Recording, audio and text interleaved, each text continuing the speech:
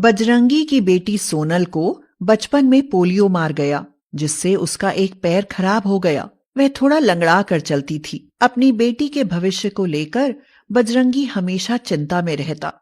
एक तो गरीबी, ऊपर से बेटी में दोष। पता नहीं भाग्य में क्या लिखा था। अरे सोनल, कहाँ चल दी बिटिया?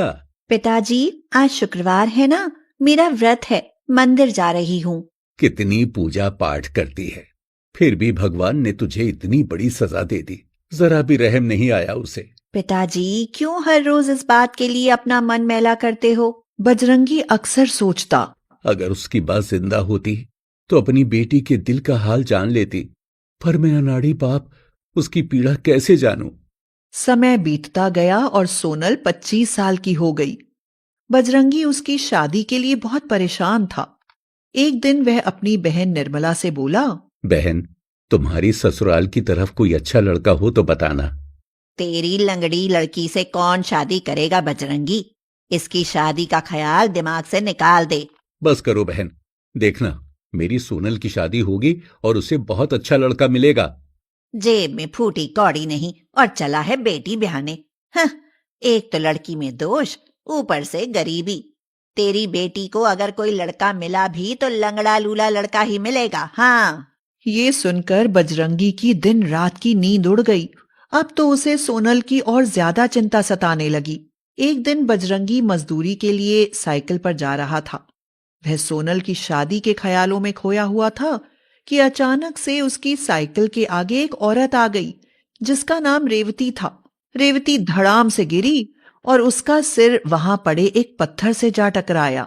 बजरंगी हड़बड़ा कर साइकिल से उतरा और रेवती को उठाकर देखा तो उसके सिर से बहुत खून बह रहा था। हे भगवान, ये तो बेहोश हो गई। ये मुझसे कैसा अपराध हो गया? पता नहीं बेचारी कौन है, कहाँ से है। अस्पताल ले गया तो मरहम पट्टी के लिए पैसे नहीं है। पुलिस केस होगा सो अलग। ऐसा करता हूँ, किसी की मदद से इन्हें अपने घर ले जाता हूँ। होश आएगा तो इन्हें इनके घर पहुंचा दूंगा। बजरंगी लोगों की मदद से रेवती को घर ले गया। सोनल ने अपना दुपट्टा फाड़कर उसके माथे पर पट्टी बांधी और उसके हाथ पैरों की खूब मालिश की। रेवती को होश आया तो उसने सोनल को अपनी सेवा करते देखा। आपको होश आ गया। आप मेरे पिताजी की साइकिल से टकराकर बेहोश हो गई थी। पिताजी इसीलिए आपको घर ले आए। अब आप ठीक है ना? मेरी गलती के कारण ये सब हुआ। मैं ही देख कर नहीं चली, लेकिन तुमने मेरी बहुत सेवा की है। तुम्हें देखकर मैं सब भूल गई।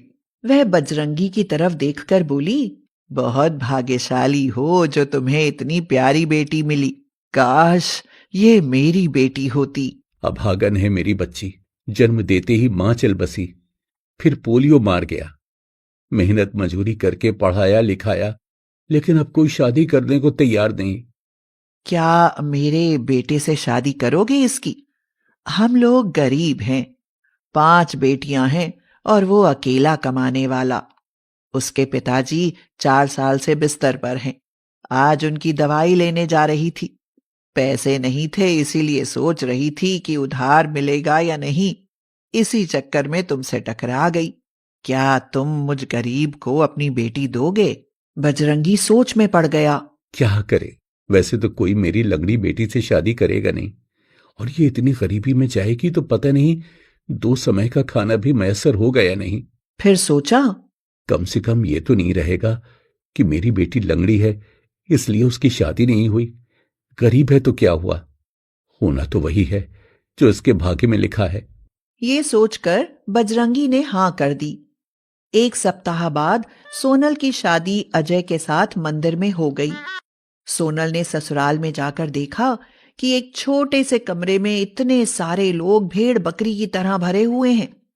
कोने में एक खाट पड़ी है जिस पर उसके बीमार ससुर लेटे हुए हैं। एक कोने में कुर्सी डालकर एक बुढ़िया बैठी हुई है जो उसकी दादी सास है। घर में 2 ही कमरे हैं। एक कमरा सबका है और एक सोनल को मिला है। क्या सोच रही हो सोनल? ये लो, खाना खा लो। थाली में खीर पूरी देखकर सोनल के मुंह में पानी आ गया। तभी उसकी 3 छोटी ननदें आईं और झट से थाली उठाकर ले गईं।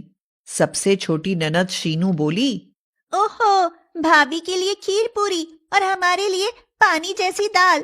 हम तो ये भाभी की खीर पूरी ही खाएंगी। कितने दिनों बाद खीर पूरी खाने को मिली है।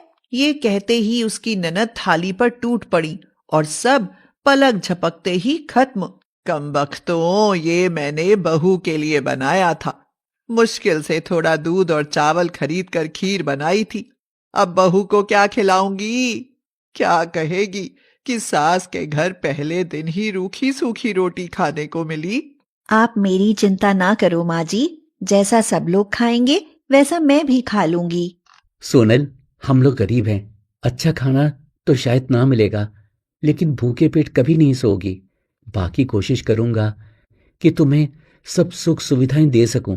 आप जिस हाल में रहेंगे मैं भी उसी हाल में ढल जाऊंगी।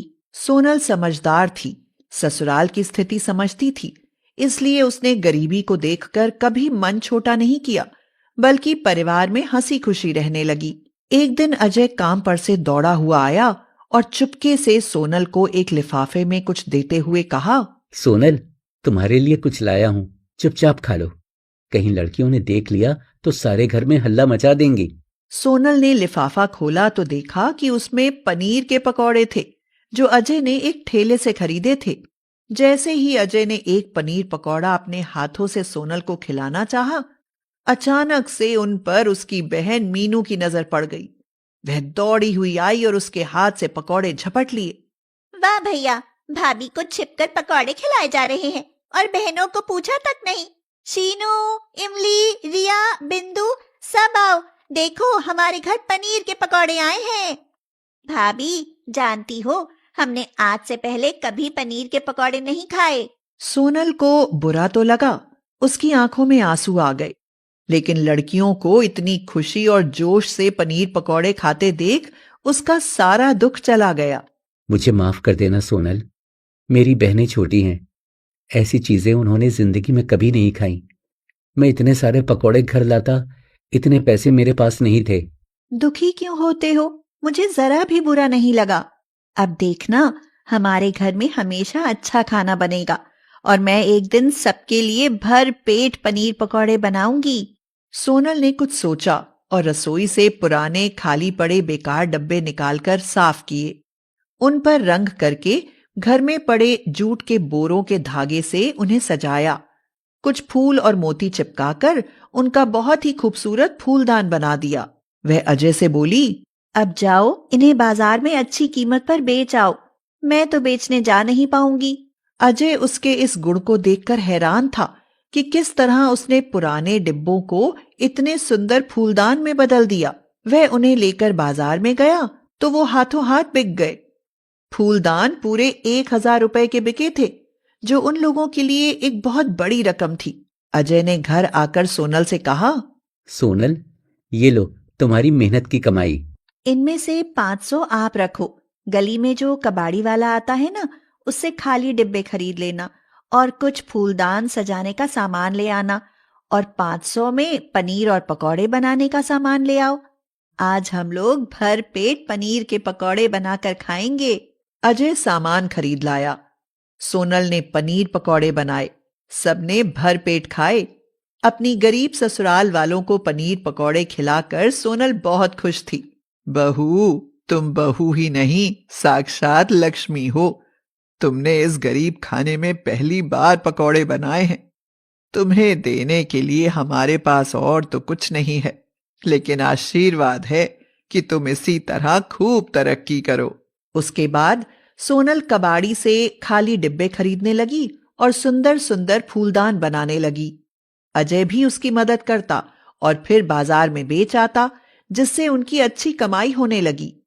सोनल के ससुराल में अब सब बहुत खुश थे।